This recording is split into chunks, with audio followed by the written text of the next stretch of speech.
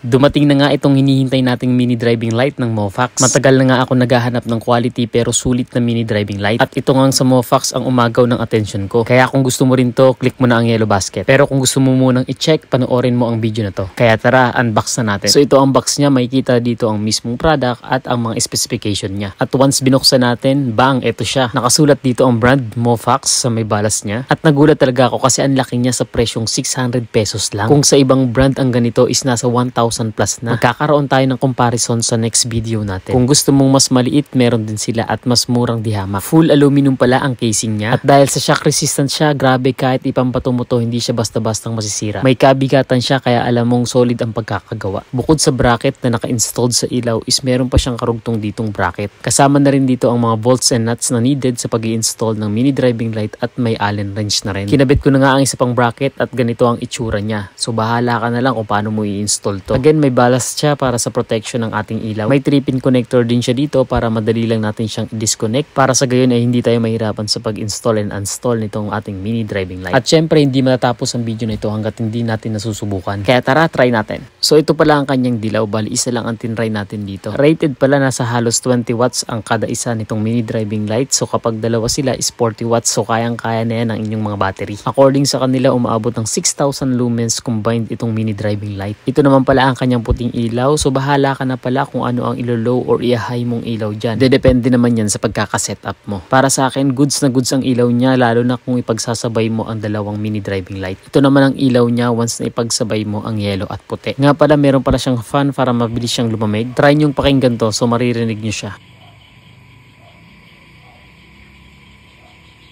Rinig naman kaso mas malakas talaga ang huni ng mga kuliglig. Ito naman siya kapag tumama sa pader so hindi siya wasak so hindi siya basta-basta makakasilaw. So try pa natin sa huling pagkakataon. Again 40 watts lang ang total ng dalawang mini driving light na to. So ang gamit pala natin dito is yung binuo natin yan.